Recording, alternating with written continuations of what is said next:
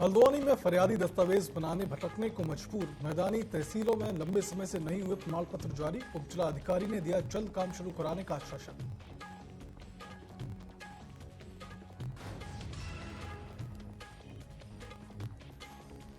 चारधाम यात्रा को लेकर तीर्थ यात्रियों में भारी रुझान। 5 दिन में 1.5 लाख श्रद्धालुओं ने किए दर्शन। चाक चौबंद है जिला प्रशासन की व्यवस्था।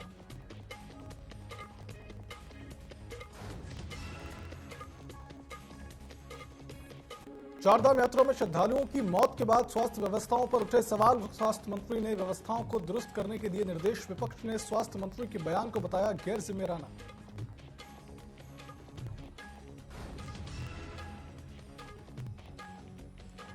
उत्तराखंड के तुंगनाथ मंदिर में असाधारण सांस्कृतिक आयोजन संपन्न। सबसे लंबी भरतनाट्यम और कैलीग्राफी प्रदर्शन का बना गया नया रिकॉर्ड।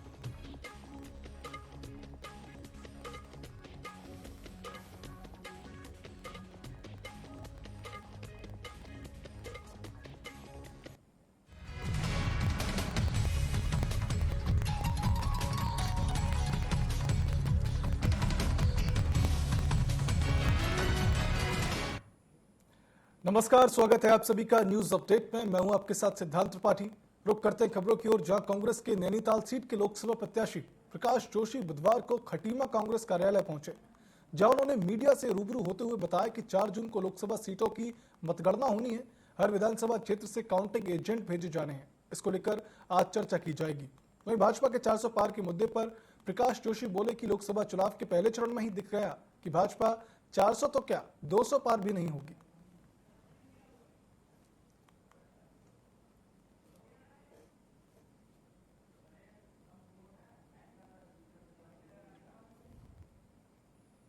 ने 400 तो पहले भी नहीं था, वो सिर्फ एक जुमला था, उनका एक नारा था अपने कार्यकर्ताओं के मनोबल को बनाए रखने में।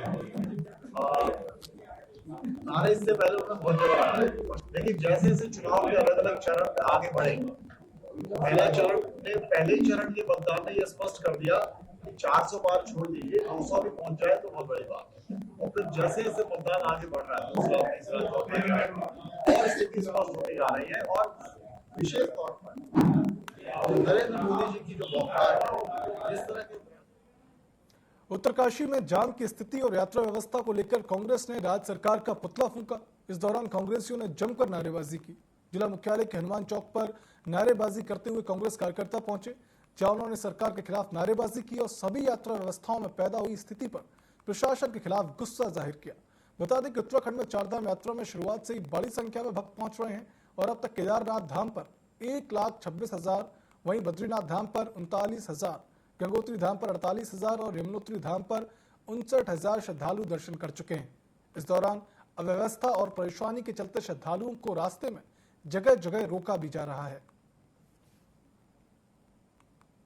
आज जो हमने ये पुतला दहन किया है, ये हमने जो उत्तराखंड की वर्तमान सरकार है, भाजपा की सरकार है, उसकी पूरी नाकामयाबी है। ये जो यात्रा जो हमारी पूरे उत्तराखंड की अर्थव्यवस्था की रीढ़ है, और जिस तरीके से ये लोग इस व्यवस्था को संभाल नहीं पा रहे हैं, क्योंकि सरकार का ध्यान ही नहीं रहा इस पे।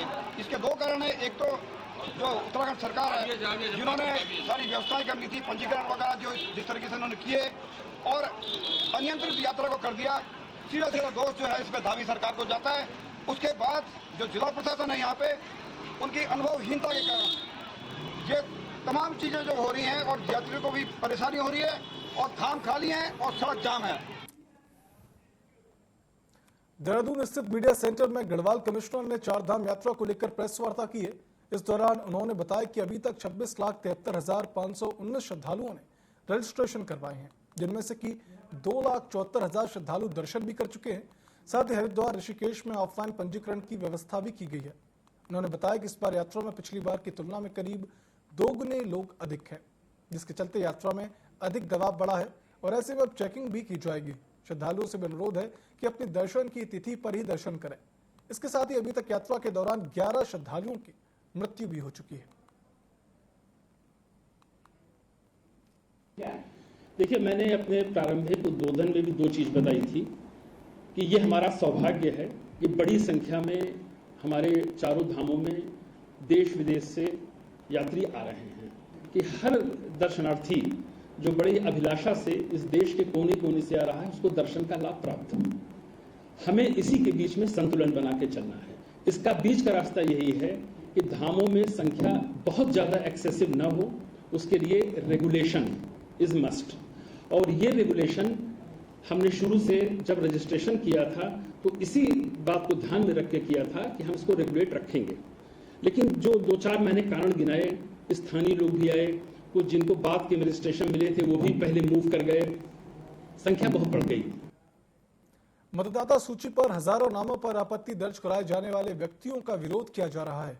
मसूरी में कांग्रेस पार्टी और अन्य सामाजिक संगठनों के कार्यकर्ताओं ने मसूरी एसडीएम कार्यालय पर विरोध प्रदर्शन कर नारेबाजी की और कांग्रेसियों ने मसूरी एसडीएम को मतदाता सूची से किसी के भी नाम को न काटने को लेकर ज्ञापन दिया।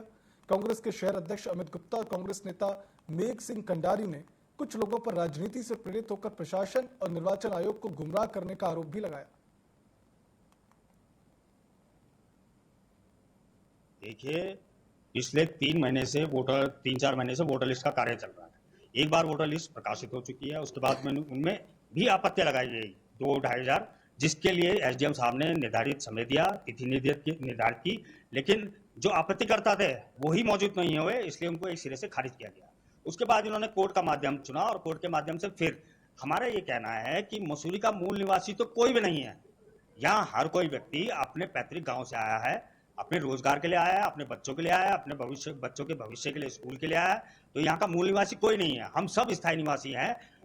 और अब उन वोटों पर ही आपत्तियां लगाई जा रही है। आपने भी देखा होगा और मेरे संज्ञान में आया है कि जो लोग 100 वर्ष से मसूरी में रह रहे हैं, जिनको पूरा मसूरी जानता है, पूरा बच्चा जानता है, उनपे भी आपत्तियां लगाई जा रही हैं। तो इस संबंध में सिर्फ इतना कहना कि यश गुप्ता जी, अगर आपने वोट कटवाए हैं, क्या सोच के कटवाए कि आप इतने लोगों को जानते हैं जितनी आपने आपत्तियां लगाई है?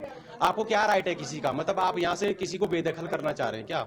ये अपने आप में बहुत गलत है और शासन प्रशासन को ये सोचना चाहिए कि यश गुप्ता जी को ये इन्फॉर्मेशन कहाँ से मिली और वो कितने लोगों को इनमें से जानते हैं। क्या उनकी जितनों के ऊपर इन्होंने आपत्तियां लगवाई है अपने माध्यम से लगाई, किसी अन्य के माध्यम से इन्होंने अगर आपत्तियां लगाई है, इनके घरों को ये लोग जानते भी है पहले।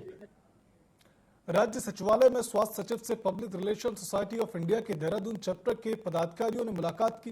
इस दौरान स्वास्थ्य सचिव ने कहा कि चारधाम यात्रा में यात्रियों की बढ़ती हुई संख्या एक चुनौती के रूप में सामने आई है। ऐसे में स्वास्थ्य विभाग की ओर से श्रद्धालुओं को स्वास्थ्य जांच से लेकर तमाम सुविधाएं प्रदान की जा रही हैं। उन्होंने कहा कि इस बार हमारा लक्ष्य है कि 50 साल से अधिक के लोगों की ज्यादा से ज्यादा स्वास्थ्य जांच की जाए। पीएसआरआई देहरादून चैप्टर के अध्यक्ष ने स्वास्थ्य सचिव को जानकारी दी कि संगठन की देश भर में 25 शाखाएं हैं।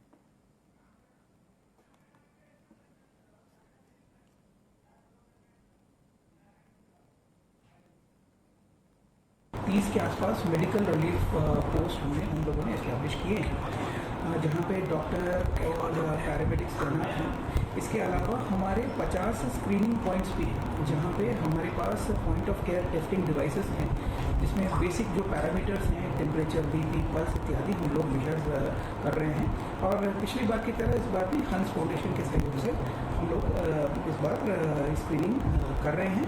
अभी तक टोटली 16,000 यात्रियों की हम लोगों ने स्क्रीनिंग हम लोगों ने कर दी है। नवोदय नगर निवासी मनु वर्मा ने आज प्रेस वार्ता लेकर बताया कि प्रॉपर्टी विवाद के चलते दिल्ली निवासी अशोक अग्रवाल नाम के व्यक्ति ने पहले तो मुझ पर मोदी नगर थाने में फर्जी मुकदमा दर्ज कराया और जब इसकी जांच की गई तो यह मुकदमा पूरी तरह से बेबुनियाद पाया गया। उसके बाद मेरे घर सहारनपुर से एक व्यक्ति को मेरे घर भेजा गया जिसने मुझे जान से मारने की धमकी दी है। आपको बता दें कि पीड़ित ने सिडकुल थाने में मुकदमा दर्ज करा दिया है, जिसके बाद वह प्रशासन से अपनी सुरक्षा की गुहार लगा रहा है। वो मुकदमा मैं ट्रांसफर करा गढ़द्वार लाया हूँ, उसमें जांच बैठी, जांच बैठने के बाद वो मुकदमा बिल्कुल खत्म पाया गया। वो दिल्ली का रहने वाला है, फर्जी मुकदमा मोदी नगर लिखवाया, कुछ पैसे देगा वहाँ पर, मगर वो मुकदमा भी खत्म हो गया। चलो कोई बात नहीं है। उसके बाद उसने बाहर का आदमी यहाँ ज़मीन नहीं खरीद सकता कृषि में, उसने फर्जीवाड़े से ज़मीन खरीदी, उसका भी डीएम साहब के यहाँ मुकदमा चल रहा है। अब वो जब उसका कुछ नहीं हुआ, उसने मेरे यहाँ 12 तारीख में एक मुमताज़ नाम का सहारनपुर का बदमाश भेजा, जिस पर 12 मुकदमे पहले ही से दर्ज थे सहारनपुर थाने में, याद कोतवाली में। वो मुकदमा मैं ट्रांसफर नगर निगम देहरादून में सफाई व्यवस्था पटरी से उतरती नजर आ रही है और ऐसे में डोर टू डोर कूड़ा उठाने के लिए लाए गए वाहनों की लगातार शिकायतें मिल रही हैं, जिसको गंभीरता से लेते हुए नगर आयुक्त गौरव कुमार ने कहा कि डोर टू डोर कूड़ा उठाने वाले वाहनों की शिकायत आमतौर पर मिलती रहती है, जिसका समय रहते संज्ञान भी लिया जाता है। गौरव कुमार ने कहा कि संबंधित कंपनी को टर्मिनेशन का नोटिस दिया गया है और अगर कार्य प्रणाली पर सुधार नहीं मिलता है तो आगे की कार्रवाई सुनिश्चित की जाएगी।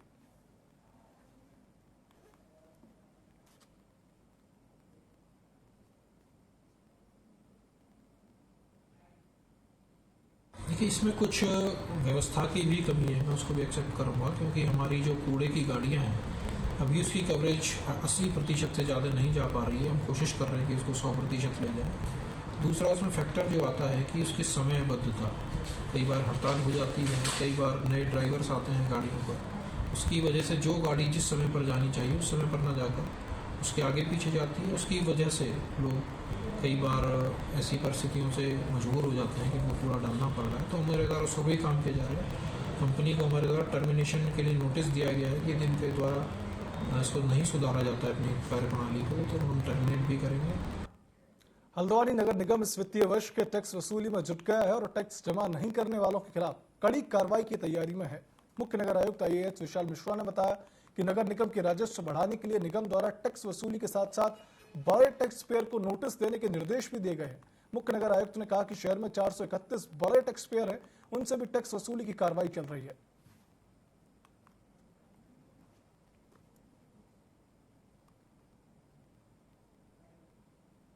कोई भी नगर निगम हो, उसकी रीढ़ की हड्डी उसका टैक्स डिपार्टमेंट होता है, उसका टैक्स कलेक्शन है। तो मेरे द्वारा ये प्रयास किया जा रहा है कि शहर में जो बड़े टैक्स पेयर्स हैं उनकी सूची बना करके उनको पर्सनली बात भी की जाए, नोटिस भी भेजे जाएं, ताकि वो ससमय जो है रिमाइंडर्स भी भेजे जाएं, ताकि वो ससमय टैक्स भरें। तो इस संदर्भ में जो हमने सभी कमर्शियल बिल्डिंग्स हैं उनको भी एक लिस्ट बना ली है। वो करीब 471 की लिस्ट है सभी वार्ड्स में, क्योंकि जो नया क्षेत्र ऐड हुआ है उसमें अभी टैक्सेशन शायद नहीं लगा है एज पर द जियो। तो ऐसी परिस्थिति में जो भी हैं हमारे बड़े टैक्स पेयर्स, उनको ससमय टैक्स वसूला जाएगा और जो नहीं दे रहे उनके खिलाफ कठोरतम कार्रवाई। नैनीताल जिले की मैदानी तहसीलों में लंबे समय से प्रमाण पत्र जारी नहीं हो रहे हैं। पटवारियों के कार्य बहिष्कार के बाद फरियादियों को लगातार इधर उधर भटकना पड़ रहा है। अकेले हल्द्वानी तहसील में 270 और लालकुआं तहसील में 98 प्रमाण पत्र अभी भी लंबित हैं और ऐसे में सर्टिफिकेट नहीं बनने से विभिन्न नौकरियों के लिए आवेदन करने वाले और कॉलेजों में एडमिशन लेने वाले अभ्यर्थियों को काफी परेशानी का सामना करना पड़ रहा है। उप जिलाधिकारी का कहना है कि लेखपाल संघ से वार्ता हो गई है और जल्दी प्रमाण पत्र बनने शुरू हो जाएंगे। बता दें कि नैनीताल जिले में कई क्षेत्रों में पटवारी नहीं है, जिसके कार्य तमाम प्रभावित हो रहे हैं।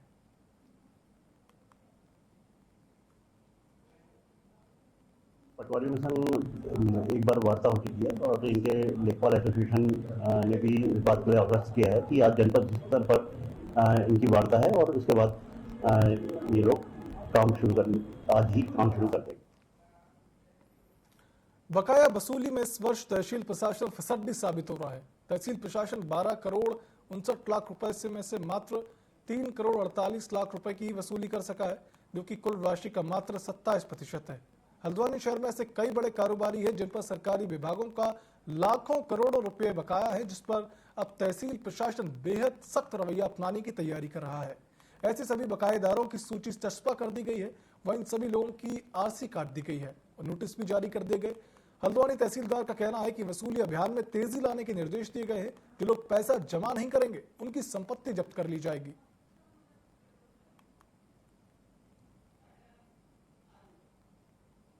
अभी इस वित्तीय वर्ष में हम लोगों को लगभग 12.5 करोड़ रुपए की डिमांड प्राप्त हुई है, जिसके सापेक्ष हम लोग 3 करोड़ 48 लाख रुपए अभी तक आज की तिथि तक वसूल कर चुके हैं। इसके अलावा जितने भी बकायेदार हैं सबको नोटिस दे दिए गए हैं और वसूली की कार्रवाई लगातार की जा रही है। बड़े बकायेदार भी हैं जो लंबे समय से नहीं दे रहे, उनके खिलाफ क्या करें? जो बड़े बकायेदार हैं उनकी लिस्ट हमने जारी की है और उनको हम तहसील में और जगह जगह पर चस्पा करेंगे। एक हमारे सबसे बड़े बकायेदार हैं ओम प्रकाश पंत, उनके नाम पर ही 5 करोड़ 90 लाख की आरसी है आबकारी विभाग की दी हुई, तो उनके खिलाफ भी हम कार्रवाई कर रहे हैं। इसके आगे प्रोसेस क्या रहेंगे अगर ये नहीं देते हैं तो? ये अगर ये समय पर भुगतान नहीं करते हैं तो इनकी जो चल अचल संपत्ति है उसको कुर्क किया जाएगा और फिर उसकी नीलामी की जाएगी। मुआवजा राशि नहीं मिलने पर ग्रामीणों ने NH का काम बंद करा दिया और अधिकारियों के खिलाफ नारेबाजी कर प्रदर्शन किया। दरअसल रुड़की के माधोपुर हजरतपुर गांव से होकर गुजरने वाले निर्माणाधीन 6 लाइन हाईवे के नाम पर एनएच ने पिछले 2 सालों से उनकी जमीन पर कब्जा कर रखा है और इसके बदले ग्रामीणों को मुआवजा देने की बात कही थी। इसकी अधिसूचना नवंबर 2022 में जारी होने के बाद अभी तक ग्रामीणों को मुआवजा राशि नहीं दी गई है, जबकि उनका निर्माण कार्य भी जारी है। ग्रामीणों का आरोप है कि वे अधिकारियों का चक्कर लगाकर थक चुके हैं और यही कारण है कि सोलपुर, गाड़ा, कमेलपुर और पाडली गेंदा के सैकड़ों ग्रामीणों ने माधोपुर के पास चल रहे निर्माण कार्य को रोक दिया। ग्रामीणों ने कहा कि जब तक मुआवजा राशि का भुगतान नहीं होगा, निर्माण कार्य नहीं होने दिया जाएगा।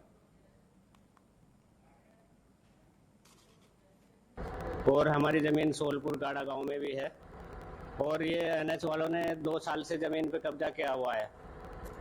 और उसके बाद पहले तो पेमेंट दे दिया था, लेकिन जो नवंबर में इन्होंने जमीन एक्वायर करी थी, कब्जा पहले ही ले लिया था 2 साल पहले, लेकिन नवंबर 2022 में एक्वायर करी, नोटिफिकेशन हुआ था। उसके बाद में आज तक हमें कोई पैसा नहीं दिया। हम इनके चक्कर काट के थक गए। एक तो आधे रेट में जमीन का पैसा दिया हमें, मतलब डबल रेट है, आधा दिया है हमको, और फिर ऊपर से वो भी नहीं मिल रहा और अपना निर्माण शुरू कर दिया और पैसा हमें देने रहे, हम चक्कर काट के थक गए।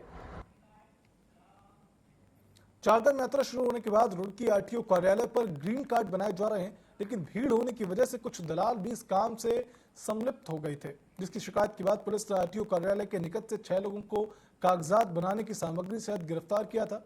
पूरे मामले में बाद रुड़की आरटीओ ने भी दलाली करने वाले लोगों पर कड़ी नजर रखनी शुरू कर दी है। रुड़की के आरटीओ एल्विन रॉक्सी ने कहा कि आरटीओ कार्यालय के साथ ही कार्यालय के बाहर बैठने वाले लोगों पर भी उनके स्तर पर कड़ी नजर रखी जा रही है और किसी भी अनैतिक कार्य करने वालों को नहीं बख्शा जाएगा।